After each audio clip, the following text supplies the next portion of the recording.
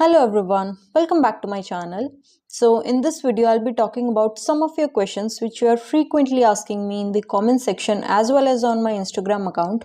So I thought कि इन सारे questions की मैं एक separate video बना के आप लोग को दे दूं ताकि आपके जो भी doubts आ रहे हैं बार बार वो सारे इस वीडियो के थ्रू क्लियर हो जाएं।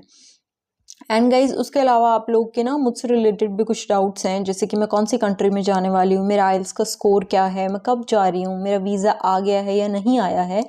सो इन सारे क्वेश्चन का जो आंसर है वो भी मैं इसी वीडियो में देने की कोशिश करूँगी। सो वीडियो को एंड तक देखिएगा एंड अगर आपको ये वीडियो अच्छा लगता है तो इसे लाइक कीजिए एंड अपने दोस्तों के साथ शेयर कीजिए and please subscribe my channel. Guys हम लोग अपने डिस्कशन को स्टार्ट करते हैं। सो फर्स्ट ऑफ ऑल जो आप लोग के मुझसे रिलेटेड डाउट्स हैं मैं वो क्लियर कर देती हूँ। I will start with my IELTS score. तो I got an 7.5 overall band in IELTS exam. I scored 8.5 in my listening module, 7.5 in my reading module, 7 band in both speaking as well as in my writing module. So this is all about my IELTS score. उसके अलावा guys I am going to Canada for September intake and guys मेरा visa भी आ चुका है and luckily I got my visa in just 25 days. And ये जो YouTube channel है वो भी मैंने अपने वीज़ा के आने के बाद ही स्टार्ट किया है बिकॉज आई वॉन्टेड कि एक बार मेरा सारा प्रोसीजर कंप्लीट हो जाए उसके बाद मैं आप लोग के साथ जो भी मेरा एक्सपीरियंस है वो शेयर करूँ। So yeah I am going to Canada for September intake. So guys अब इसके बाद मैं जो आप लोग के कुछ जो डाउट्स हैं मैं वो डिस्कस करना स्टार्ट करती हूँ। सो आप लोग का जो पहला क्वेश्चन आ रहा है वो है कि हमें इंस्टीट्यूट ज्वाइन करना चाहिए या फिर हम लोग अपनी खुद घर पे प्रिपरेशन कर सकते हैं। ये मेरे पास कई बच्चों के ये वाला डाउट आया है। सो आई थिंक गाइज ये आपका पर्सनल चॉइस है कि आपको अगर लगता है कि आपके पास कोई है गाइड करने वाला थोड़ा बहुत आपको या आपको कुछ प्रायर नॉलेज है कि आइल्स क्या है या स्पीकिंग मॉड्यूल या राइटिंग मॉड्यूल को कोई आपके एक बार चेक करके आपको गाइड कर सकता है। सो डेफिनेटली आप लोग जो हैं अपने घर से ही प्रैक्टिस स्टार्ट कर सकते हैं या आपको लगता है कि यूट्यूब के थ्रू आप अपनी प्रैक्टिस कर सकते हैं बिकॉज गाइज यूट्यूब एक इतना ह्यूज प्लेटफॉर्म है जहाँ पे आपको सब मटीरियल से रिलेटेड क्लासेस से रिलेटेड सब कुछ मिल जाएगा आपको, लेकिन उसके लिए आपको एफर्ट्स करने पड़ेंगे। अगर आपको लगता है कि आप इतने एफर्ट्स कर सकते हैं तो आप श्योर अपनी जो प्रैक्टिस है वो घर से स्टार्ट कर सकते हैं एंड एक बहुत अच्छा बैंड स्कोर भी अचीव कर सकते हैं क्योंकि इवेंचुअली अगर आप कोचिंग इंस्टीट्यूट भी ज्वाइन करते हैं तो आपको घर पे अपनी जो है प्रिपरेशन करनी ही करनी पड़ेगी, आपको प्रैक्टिस जो है घर पे करनी पड़ेगी ही पड़ेगी। तो आपको अगर लगता है कि आप कर सकते हैं अपने घर पे तो डेफिनेटली आप अपने घर से स्टार्ट कर सकते हैं। आई फील इंस्टीट्यूट का मुझे जस्ट एक जो फ़ायदा लगता है, आई फील कि अगर आपको बिल्कुल कोई नॉलेज नहीं है आइल्स से रिलेटेड तो आपको एक थोड़ा बहुत नॉलेज पता चल जाता है या आपको कोई गाइड करने वाला नहीं है तो स्टार्टिंग में आपको पता नहीं चलता कि आपको स्पीकिंग जो है 6 बैंड के लिए 7 बैंड के लिए आपको कितने एफर्ट्स लगाने हैं या फिर राइटिंग में आपको टास्क 1 की इतनी वेटेज है, टास्क 2 के लिए इतनी वेटेज है, ये different types of vocabulary. I think बस आपको ये जो फायदा है और आपको एक प्लेटर पे चीजें मिल जाती हैं थोड़ा इंस्टीट्यूट में, आपको ज्यादा एफर्ट्स करने की जरूरत नहीं होती है। तो आई थिंक मुझे जस्ट ये फ़ायदा लगता है इंस्टीट्यूट का क्योंकि मैंने भी जस्ट 1 मंथ के लिए ज्वाइन किया था इंस्टीट्यूट एंड उसके बाद 10-12 डेज मैंने अपने घर पे ही प्रैक्टिस की थी एंड आई थिंक जितनी इम्प्रूवमेंट आपकी घर पे हो सकती है I don't think so guys वो आपकी इंस्टीट्यूट में जाके हो सकती है क्योंकि आप अगर 3 से 4 घंटे इंस्टीट्यूट जा भी रहे हैं तो इतना ज़्यादा क्राउड होता है एंड एक बच्चे पे ऑब्वियसली टीचर नहीं ध्यान दे पाते एक इंडिविजुअल बच्चों पे। सो आई थिंक आपको घर पे आके तो प्रैक्टिस करनी ही करनी पड़ेगी बट आपको थोड़ा मटेरियल मिल जाता है। अगर आप राइटिंग के अगर आपको कोई चेक करने वाला नहीं है तो आप जाके अपने नेक्स्ट डे अपने कोचिंग इंस्टीट्यूट में चेक करा सकते हैं। सो ये कुछ बेनिफिट मुझे लगते हैं बट अगर आपको लगता है कि नहीं आपको थोड़ी बहुत कोई गाइड करने वाला है या आप खुद से मेहनत कर सकते हैं तो डेफिनेटली आप लोग जो है अपने घर से ही प्रैक्टिस कीजिए एंड उसमें भी आप एक बहुत अच्छा बैंड स्कोर अचीव कर सकते हैं गाइज। सो नेक्स्ट क्वेश्चन जो आप लोग के डाउट्स आ रहे थे वो है कि हमारा ना रीडिंग में जो है बैंड स्कोर इम्प्रूव नहीं हो रहा है, हमसे टाइम मैनेज नहीं हो रहा है। सो गाइज वैसे मैंने रीडिंग के लिए सेपरेट वीडियो बनाई भी हुई है, आप उसको भी जाकर चेकआउट करें। टाइम मैनेजमेंट के लिए मैंने पहले भी बताया था कि गाइज आप ना स्टार्टिंग में तो चलो ठीक है, अभी हमने प्रैक्टिस स्टार्ट की है तो कोई बात नहीं, हम बिना टाइमर के प्रैक्टिस कर सकते हैं। लेकिन इवेंचुअली जब आपकी थोड़ी सी नॉलेज हो जाती है, आपका 6.5 है, इतने बैंड आ रहे हैं आपकी रीडिंग में, तो आपको फिर उसके बाद टाइमर से ही प्रैक्टिस करनी चाहिए, क्योंकि उसमें आपको टाइम मैनेज करना आ जाता है। आपको पता चल जाता है कितने टाइम में कितने क्वेश्चन को अटेम्प्ट कर पा रहे हैं, या आप कितना टाइम ले रहे हैं अपने जो है तीनों टेस्ट को कंप्लीट करने में। तो आप प्लीज़ टाइमर के साथ प्रैक्टिस कीजिए। उसके अलावा गाइज मैंने एक चीज़ और बोली थी, सबसे पहले आप क्वेश्चंस पढ़िए, उसके बाद आप पैसेज पढ़ना स्टार्ट कीजिए। उसमें भी बच्चे क्या करते हैं, स्टार्टिंग से सारे पैराग्राफ को पढ़ रहे होते हैं, लेकिन गाइज हमें सारे पैराग्राफ को नहीं पढ़ना होता। हमारे पास कुछ 5 या 6 टाइप्स ही हैं रीडिंग के क्वेश्चंस के लिए, एंड उनमें से जो ज़्यादातर टाइप्स हैं उन सब में हमें सीक्वेंशियल ऑर्डर में ही आंसर मिलने होते हैं। तो आपको ऑलरेडी उन चीज़ों का पता होना चाहिए कि हमें इसका आंसर जो है, अगर हमें यहाँ पे फर्स्ट पैराग्राफ में एक आंसर मिल गया है तो हमें नेक्स्ट आंसर जो है सेकंड पैराग्राफ में ही मिलने वाला है। तो आपको उससे पहले वाले पैराग्राफ पढ़ने की नीड नहीं होती है, यहाँ पे आपको टाइम सेव करने की ज़रूरत है गाइज। तो ये सारी चीज़ें आपको पता होनी चाहिए, वो चीज़ें इवेंचुअली प्रैक्टिस के साथ ही आएंगी। आपको जब आप बार बार किसी चीज़ की प्रैक्टिस करोगे तब आपको धीरे धीरे पता चलेगा कि यहाँ पे हमें टाइम सेव करना है, एंड इसी तरीके से आपको अपनी प्रैक्टिस करनी है आगे, और ऐसे आपकी इम्प्रूवमेंट होने वाली है।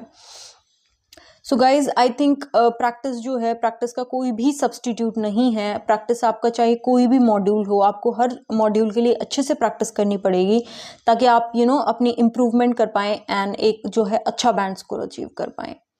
सो नेक्स्ट क्वेश्चन, जो आपको नेक्स्ट क्वेश्चन मेरे पास आ रहे थे, स्पीकिंग से रिलेटेड आ रहे थे गाइज, कि हमारा ना स्पीकिंग में कॉन्फिडेंस नहीं आ पाता, या हम लोग उस टाइम पे जब टीचर को कुछ बोल रहे होते हैं तो हमें आइडियाज़ नहीं आते हैं ज़्यादा।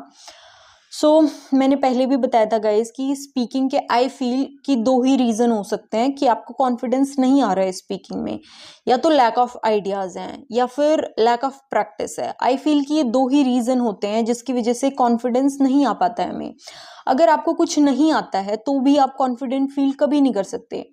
अगर आपके लैक ऑफ आइडियाज़ हैं तो उसके लिए आप क्या कर सकते हो, आप जो आपके रिपीटेड जो क्यू कार्ड्स हैं, यानी कि जो आपके प्रीवियस मंथ्स में जो भी क्यू कार्ड आए हैं, आप उनको पढ़ना स्टार्ट कीजिए।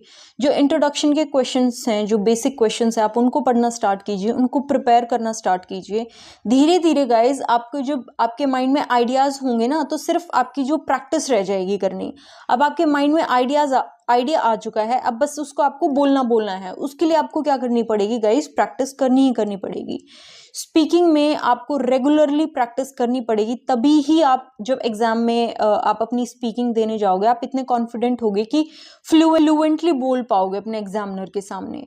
सो गाइज आपको प्रैक्टिस करनी पड़ेगी। आप मिरर के सामने अपनी प्रैक्टिस कर सकते हैं, आप किसी को दे सकते हैं, अगर आपको कोई फ्रेंड या कोई टीचर आप जिसको देना चाहें, अगर कोई ले सकता आपकी, तो आप उसको देने की कोशिश कीजिए। उसके अलावा आप मुझे जो बहुत ही इफेक्टिव चीज़ लगती है वो लगती है कि रिकॉर्डिंग ऑन करके एंड फिर आप अपना कोई भी क्यू कार्ड वगैरह बोलिए, क्योंकि इससे आप ना अपनी खुद की मिस्टेक्स को एनालाइज कर पाते हो।